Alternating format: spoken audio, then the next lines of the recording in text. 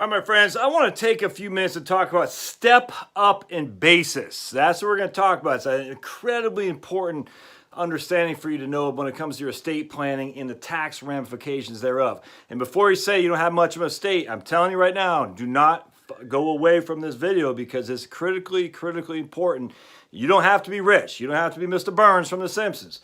Just have some assets, and I'm going to show you exactly how this works. So welcome to Heritage Wealth Planning YouTube channel, place you come to learn most tax-efficient strategies out there during your life or as part of your estate to transfer to your heirs. So let me get out my trusty markers here. And we're working with a lady today, Miss Sharon, and we're talking about the various strategies. And I could tell it's kind of maybe talking a little bit above her in terms of the ramifications of various planning strategies to leave to her heirs. And so it occurred to me, I better do another video on this to bring it step back a little bit so people can understand, because it's incredibly important. I've done videos on this before, but you know, I've got over 500 videos. So if you haven't seen this, the other videos I've done, I won't blame it. So let's talk about it. So there's three types of accounts that you have.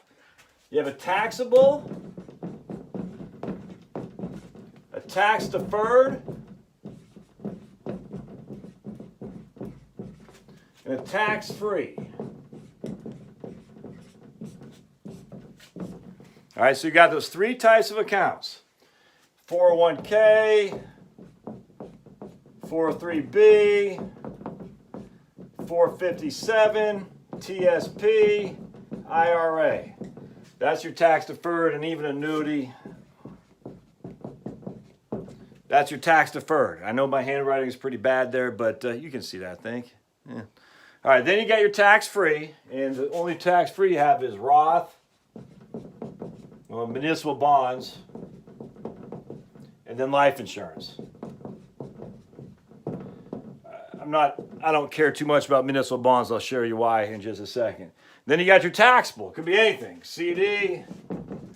Could be, I don't know, brokerage account. Stocks. Bonds. I mean, literally, it could be anything. Anything in here. What happens is, on a taxable account, you'll get a 1099 at the end of the year. In some ways, municipal bonds the same thing could factor into that, but I'm just saying in terms of the tax-free, municipal bonds are tax-free, so we're going to put it in this bucket. It's just not that important for what we're going to talk about. But anyway, a taxable account, you get a 1099. It could be a qualified dividend, could be a regular dividend, could be a real estate investment trust, or REIT, R-E-I-T, a REIT.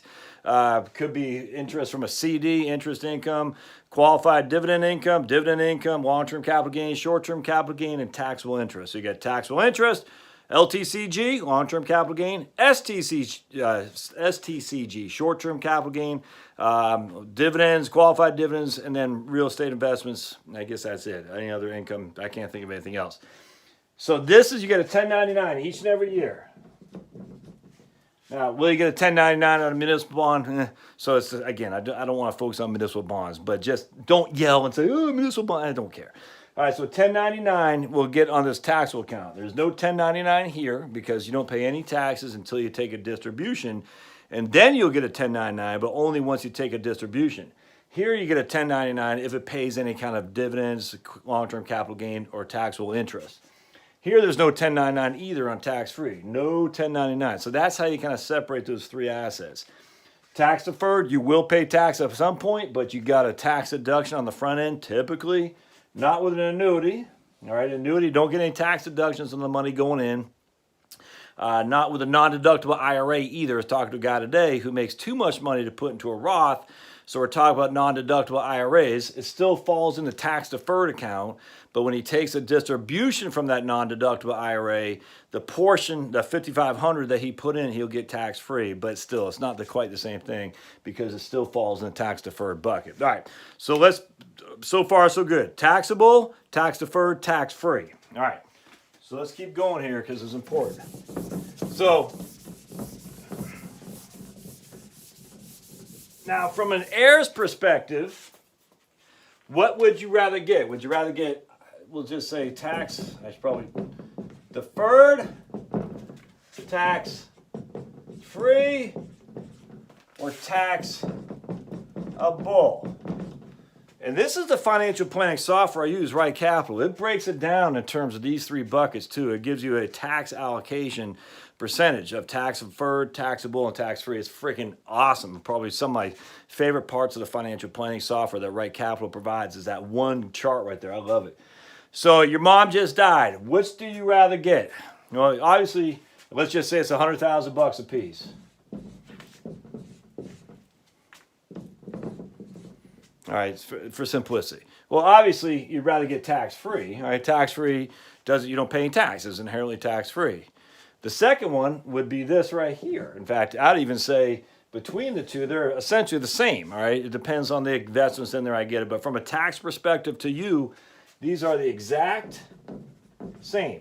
It's not taxed here, and it's not taxed there. There's completely non-tax to either when you inherit the account from your mom. This one is taxed at whatever your interest rate is, all right, whatever your tax bracket is. So if you're in a 10% tax bracket, you're only going to net $90K. That's how it works. So we do not want tax-deferred accounts to transfer to your heirs. We don't. Now, let's show you something else. All right, so that's how the buckets work. We want tax-free and we want taxable to transfer to your heirs without question. Let me show you something else, though. All right, we're growing, we're moving. What if you put $50 into BRKB? That's Berkshire Hathaway, the Class B shares, BRKB. I have no idea what the price is, but just say you put $50,000 in there, and it grew to say $200,000. All right, so 50K grows to $200,000, and then you get hit by a bus. That is the account value at your date of death, a DOD valuation, date of death valuation. Just as a side note, if you're looking at brokerage firms, you want to find out, will they give you an accounting for date of death valuations? USA wasn't doing that for a while. It actually infuriated me. USA said, we're not going to provide the date of death valuations. I said, wait a second. They hold the money in USA as a custodian. How could you not provide date of death valuations? Especially on a fee-based account where the client was paying a fee. It's insane. And they kind of wishy-washy, and they kind of changed it, but you had to go through this huge rigmarole. It's insane. They finally smartened up. But if you ask your brokerage firm, your custodian, do you provide date of death valuations? And they say no. I'm just telling you, look for someplace else. The reason being because date of death valuations are what you're going to use for your estate planning to appraise your estate. How much was the estate worth at your date of death? Everything is based on that from an estate tax, and on top of that, an income tax perspective as well, because simply when they inherit money, it's based on a date of death valuation on how much the inheritor, the heir, has to potentially pay. So as your brokerage account, ask them, do you do date of death valuations? If they say no, find someplace else. All right, so here we start with $50,000. It's worth $200,000 now. This isn't a taxable account, a brokerage account. You drop $50K into Warren Buffett and you say, Warren, you did a great job. You quadrupled my money. It's worth $200,000. You die. How much tax is due to you, little Miss Janie when she inherits that? Again, it's a brokerage account, a taxable account. The answer is 0 tax.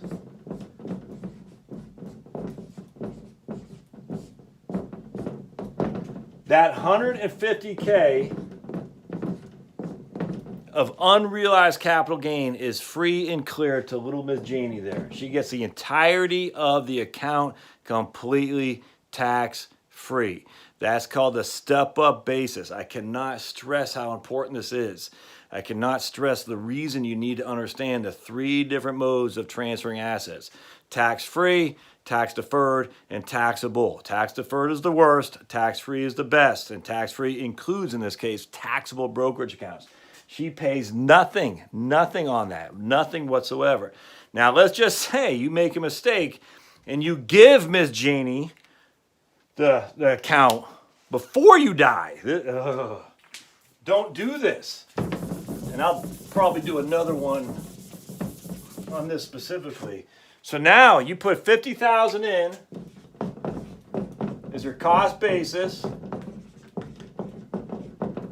It's worth $200,000 now. You haven't died, but you're thinking you're going to die. And you say, oh, Janie, I don't want this to have to go through probate, so I'm just going to give you the shares. And then 2 weeks later, you die. So Janie owns this now. 2 weeks later, you die. What's her tax on that?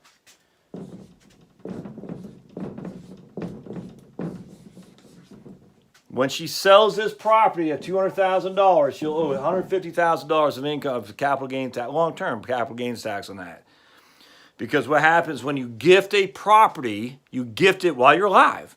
You're gifting the cost basis with it. And the cost basis here is $50,000. So again, let me just be very clear. I have a $50,000 Berkshire Hathaway stock. It could be anything. It could be my house. It could be anything I want. And I say I have two options. I want Janie to get it. So I'm going to give it to Janie while I'm alive. And then when Janie can do whatever she wants. She doesn't have to wait for I die. She just could sell the very next day. When she sells it, though, she will pay long-term capital gain, unless it's a short-term capital gain, but in this case, long-term, on the difference between the account value and how much it's worth. I don't even have to die. It just says at the end of the day, I give it to you, Janie, and Janie sells it. She's going to pay capital gain tax on $150,000. On the other hand, if I wait till I die and give it to her via inheritance, either through a trust or either through a estate probate, i.e. through my will, no tax, none, because when you inherit a property, it's tax-free. That $150,000 of unrealized capital gains is completely wiped away. I just cannot stress that enough. So if you think there's a reason to give a property, that's fine, but make sure there's a reason, not just to avoid probate, because if you're giving a property away in order to avoid probate, you're giving a huge tax hit as well. That's just a fact. Secondly, on top of that, municipal bonds. There's no growth in municipal bonds. Municipal bonds do not grow. I'll do another episode on that specifically. But municipal bonds are not what you want in a taxable account.